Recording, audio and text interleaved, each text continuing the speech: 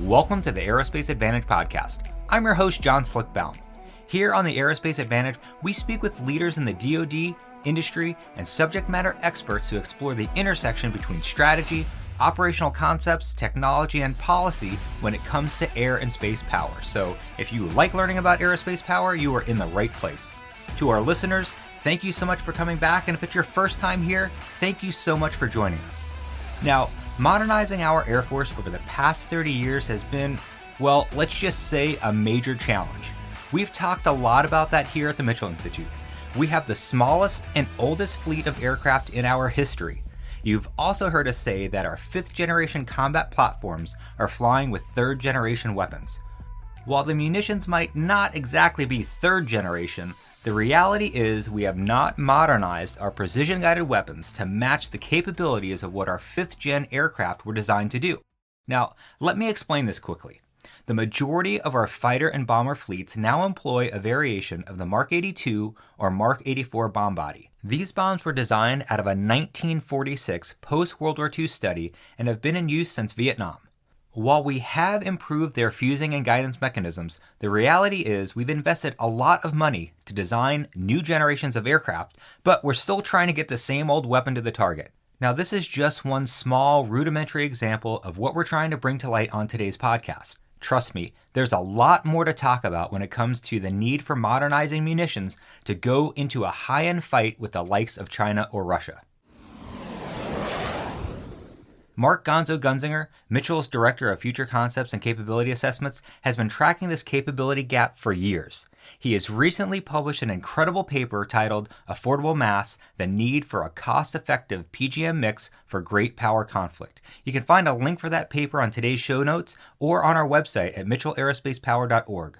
Now, Mark is here with us to talk about his findings and how we can close the gap with an affordable mix of PGM options. Again, congratulations on a great paper, and thanks again for taking the time to discuss it today. Hey, Slick. Great to be here today.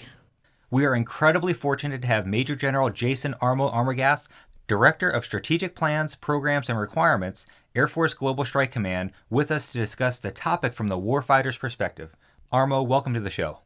Hey, thank you again for having me. I really enjoyed the last discussion we had, and I think this is an incredibly important topic, and I really look forward to Gonzo's perspective and the back and forth we'll have on it. All right, let's get started with Gonzo. Gonzo, in the intro, I talked about how fighters and bombers need to get to the target to deliver their precision-guided munitions, or PGMs. And I'm sure most folks have watched the news footage of a bomb striking a target dead center in the crosshairs of a targeting pod. When we hear PGM, most folks probably think of this type of scenario. Can you explain PGMs beyond this legacy concept? Yeah, sure, Slick. So, when people think of precision strikes, they often think of airstrikes that they saw on TV during Operation Desert Storm, Iraqi Freedom, and of course, counter-terrorist strikes over the last 20 years. However, before Desert Storm, airmen had to rely on using large numbers of so-called dumb bombs that lacked precision to strike targets. In fact, during World War II, thousands of these unguided gravity bombs and hundreds of fighter and bomber sorties were sometimes needed to destroy large area targets, such as munitions factories and oil depots. Even in the 1980s, I remember when I was flying high-altitude B-52 training missions, where unguided bomb scores of less than 1,000 feet for attacks on practice targets were considered pretty decent. So the advent of precision guidance, combined with new ISR systems and networks that could provide targeting information directly to strike aircraft, revolutionized how we conduct our air campaigns. Now, the use of laser-guided bombs and other guided weapons really began to ramp up during 1991's Operation Desert Storm. And post-war analyses determined that those LGBs were responsible for the majority of target kills during that air campaign, even though coalition air forces dropped far more dumb bombs than PGMs. So, instead of multiple sorties per target, airmen began to plan for multiple targets per sortie because of these more accurate bombing systems and individual weapons that could strike targets with 10-meter and better accuracy. But as you suggested, this leap ahead in precision also had a major impact on the Air Force's combat forces. In a sense, the Air Force became the victim of its own success because a series of Air Force force structure cuts began after Desert Storm and, frankly, have continued to present day, were partly justified by the fact that its fighters and bombers were far more capable than ever before, including for precision strikes. And I remember that was the exact logic used to rationalize force cuts during DoD's 1993 bottom-up review. Plus, a new generation of PGMs, such as the GPS-guided JDAM, or Joint Direct Attack Munition, developed in the 1990s, has become the weapon of choice for airstrikes in permissive operational environments like the ones we've seen over the last 30 years. American airmen have launched many thousands of JDAMs, Hellfire missiles, and other direct attack weapons on targets in Iraq, Afghanistan, and Syria. But the problem is, our munitions inventory still mostly consists of direct attack weapons that really are best suited for strikes on enemies that lack effective air missile defenses. Because, like it did with too many of its other capabilities, DoD took a strategic pause in fielding new weapon systems suitable for peer conflicts, with some exceptions like JASSM and LRASM, which are low observable cruise missiles. That makes a ton of sense. Now, can you talk about how PGMs and precision strikes in the context of a potential conflict with a peer adversary, specifically beyond the need for direct attack munitions? So our listeners are probably aware that a fight against the Chinese or Russian militaries would not be like air campaigns we fought against lesser aggressors in the past. For instance, our peer adversaries have developed highly effective defenses against our legacy non-stealthy bombers and fighters. Their advanced integrated air defenses include surface-to-air and air-to-air missiles with hundreds of miles range that are highly effective against these non-stealthy aircraft. And that means those aircraft, which frankly still make up about 80% of the Air Force's CAF, will not be able to routinely approach close enough to targets in those contested areas to use very short-range direct attack munitions. So, more standoff is needed. In the case of the non-stealthy aircraft like B-2s and B-1s, they might have to launch their weapons from 500 nautical miles or even further from high-threat areas along China's coastline, perhaps Kaliningrad in Europe, and elsewhere. And that means they will need to use very long-range cruise missiles like JASSMs and possibly in the future hypersonic weapons. Got it. So the one area that it seems like we haven't really focused on is the mid-range stand-in arena. If we have a permissible environment, we're really good at the direct attack munitions, and we have the capability to deliver standoff weapons, but they have their limitations. So what are those limitations? Great question. Now, the capability to launch both those standoff attacks I just mentioned and penetrating stand-in strikes are both going to be needed in a peer conflict. No question about it. However, too great a dependence on standoff can limit a JFAC's options.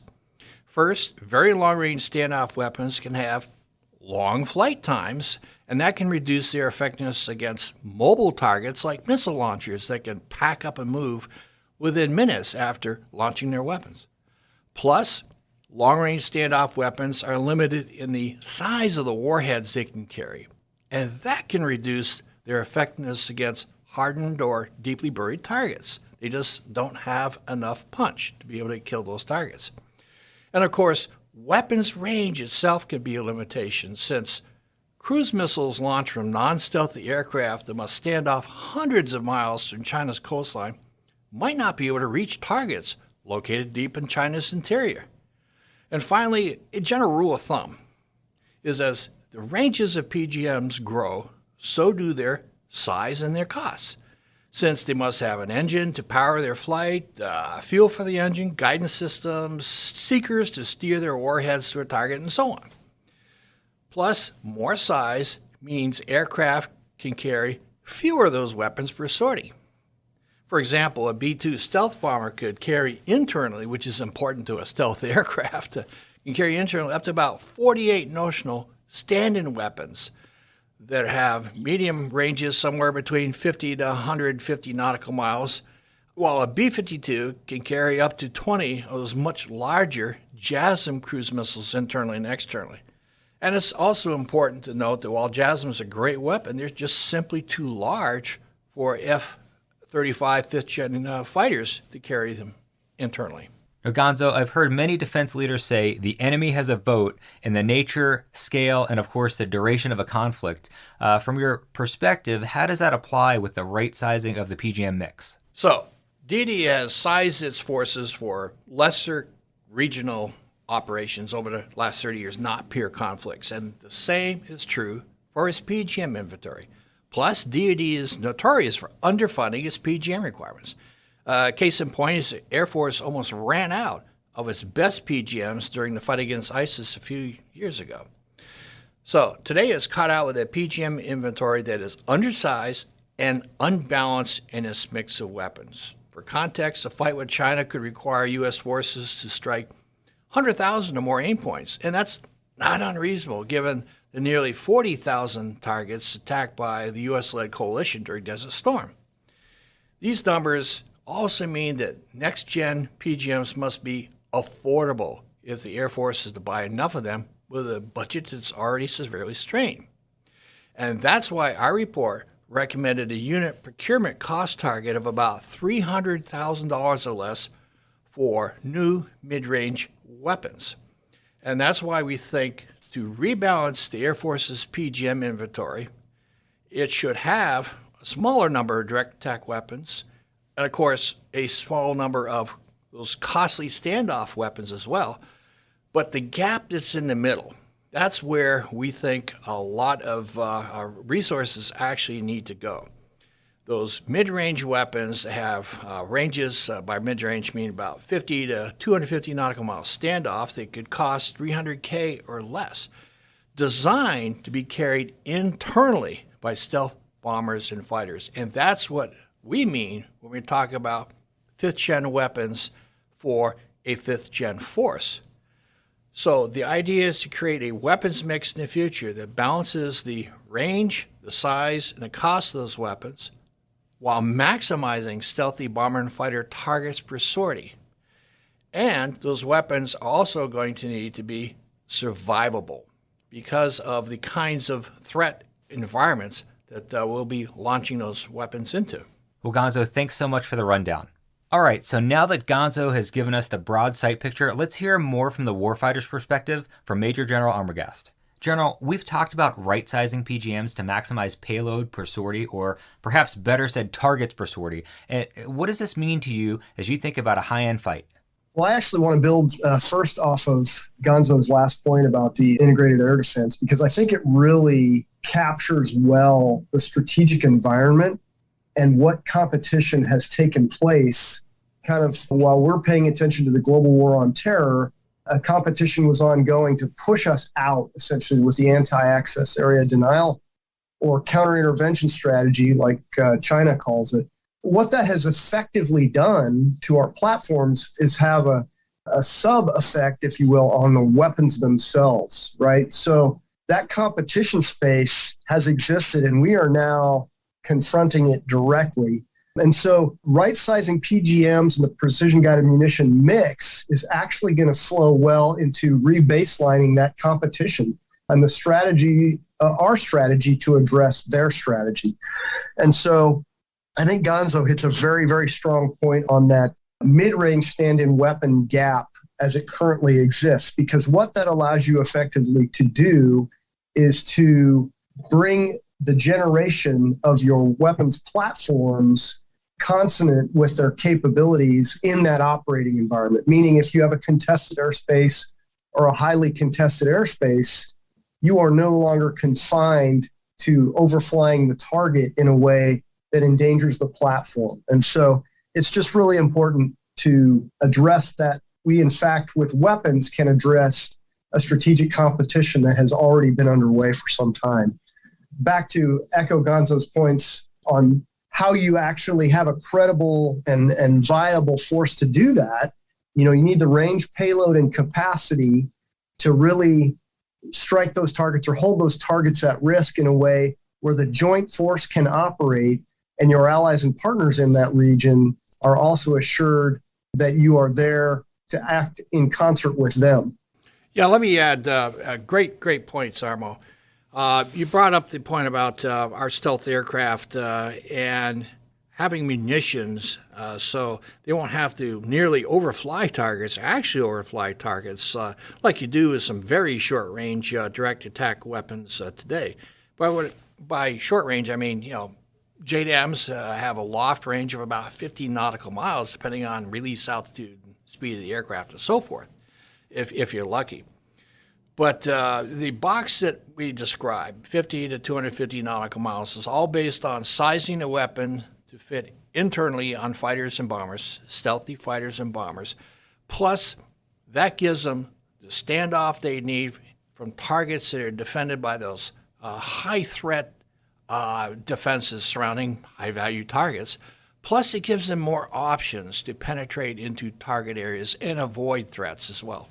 Yeah, and I would actually like to add to that as well. So sometimes when we think about weapons range, we just think about a downrange shot, right? A shot off the nose. If you can shoot something 100 miles, you only have to get to within 100 miles of it. But another way to think of it when you have stealth aircraft with large payload capacity in the mix is that range can translate to cross range, which changes the entire geometry of how a fight is conducted.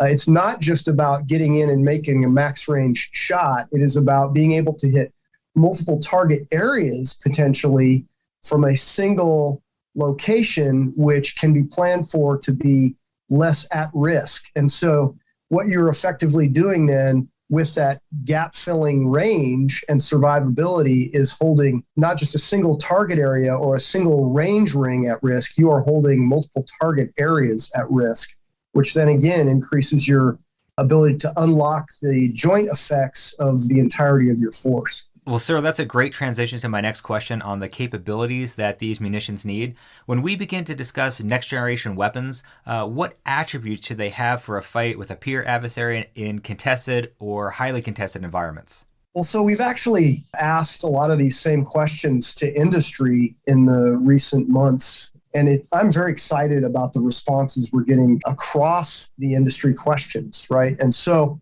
what I'll do is I'll characterize it by the moment in time, what we have available to us now that we haven't in the past, which is models-based systems engineering and open mission systems, and the modularity that comes with that kind of revolution in data and digital engineering as it's brought into a weapons ecosystem. And so what that allows us to do is to, take a weapon that maybe, for example, is a Mark 84 bomb body or a Mark 82 bomb body, a 2,000-pound class weapon and a 500-pound class weapon, and envision it in something a different form, right? It could have a seeker package on it. It could have a engine package on it. It could have a network package or a comm package on it. And so what that allows you to do now is take something that historically might have been a single use or a single utility weapon and turn it into something that, due to the ability to fly a range or a pattern that makes it more survivable, it allows it to become something else, something different. And by changing the seeker package on it, what it allows it to do is have different effects at a target, whether it is a mobile missile system, a ship, potentially for counter-maritime. The target sets kind of become endless.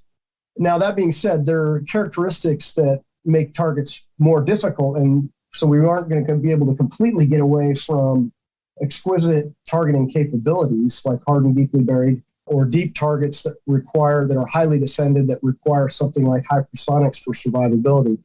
But all of those characteristics added together are kind of opening up as we look at open mission systems and the revolution that we're kind of experiencing in that weapons ecosystem that is driving down costs and that is opening up possibilities.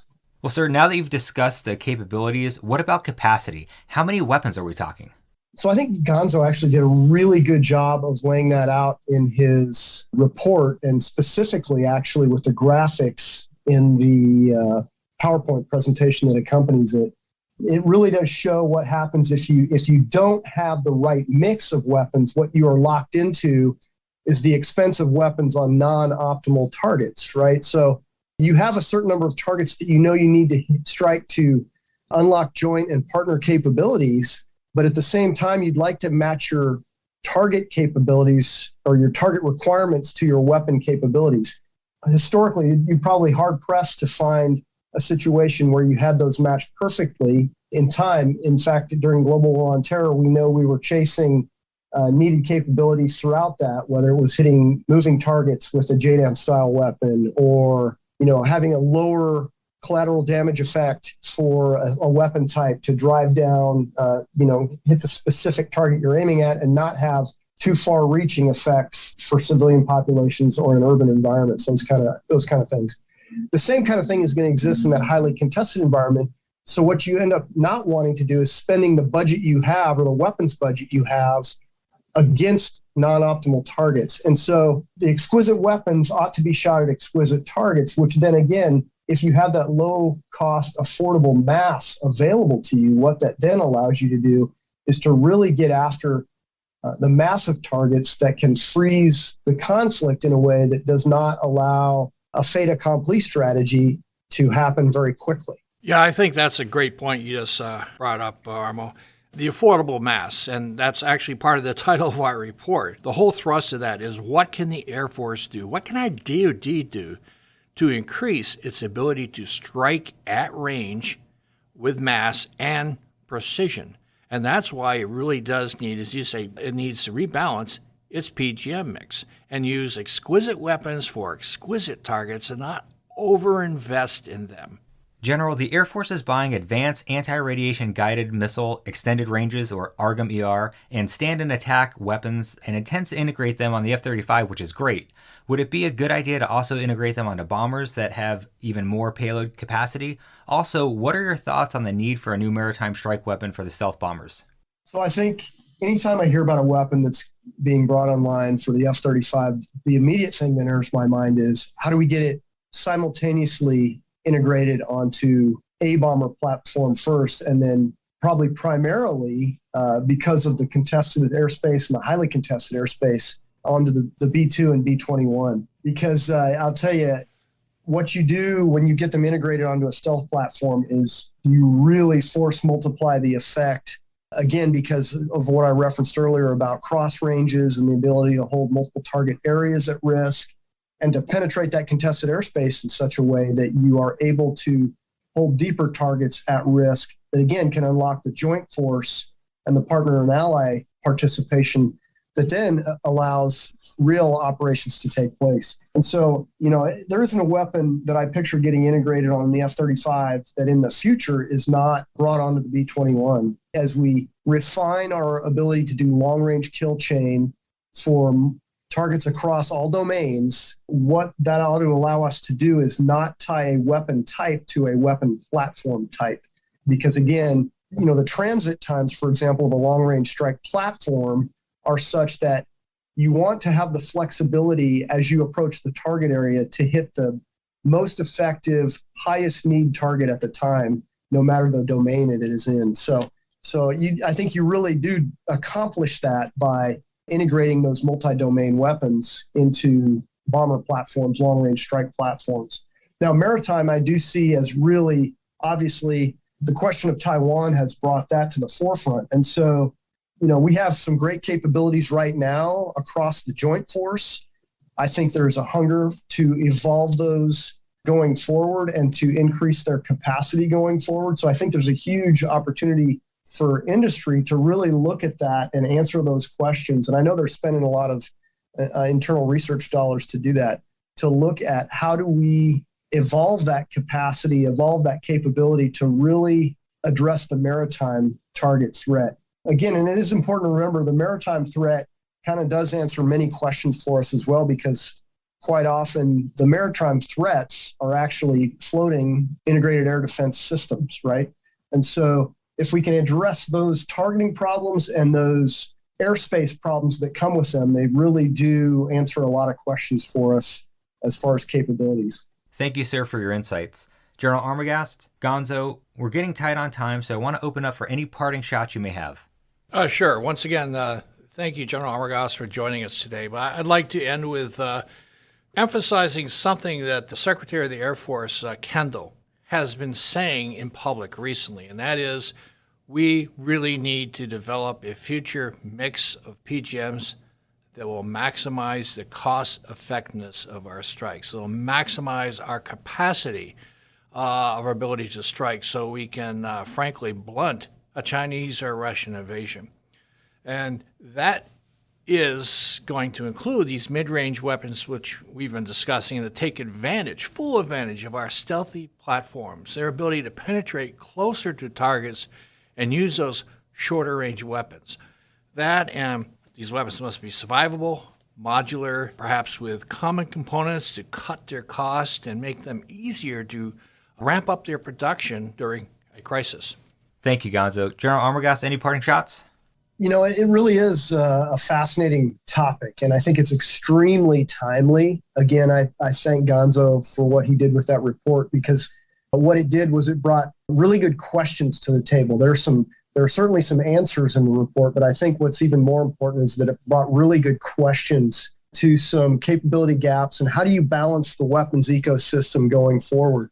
And I really kind of see that happening for us in the long-range strike community through the strategy that we implement as a nation, how we work with our partners and allies, including in the weapons ecosystem, right? Because we have some ways to be additive to, industrial base, carriage, weapons carriage, training and exercise capabilities with our partners and allies. And we can do that through weapons in ways sometimes that we can't through platforms. And additionally, because we're long-range strike, we talk to numerous COCOMs every week. So combatant commanders are looking for us to bring the answers for long-range strike. And I think the most credible way to get that on the street quickest is actually through weapons and the weapons discussion and the precision-guided munition balance that we strike, and how do we find that low-cost, affordable mass in conjunction with the right balance of hypersonics and hardened, deeply buried target capability. Because ultimately, at the end of the day, what that does for us is it gives credible options for deterrence, right? Because if we get this right, our adversaries will say, well, we're going to continue to compete. We are not going to choose today to make the choice to where we think we can bring this home. So it's a great discussion. It's a great opportunity right now for the industrial base. And I really think we're going to see some interesting choices being made in the near future. Armo, sir, thanks for your remarks, and thank you again for taking the time to be here with us today. All right, I appreciate it, and always enjoy hearing Gonzo's thoughts on this topic as well. And Gonzo, always a pleasure having you on the podcast. Thank you, Slick, and thank you, General.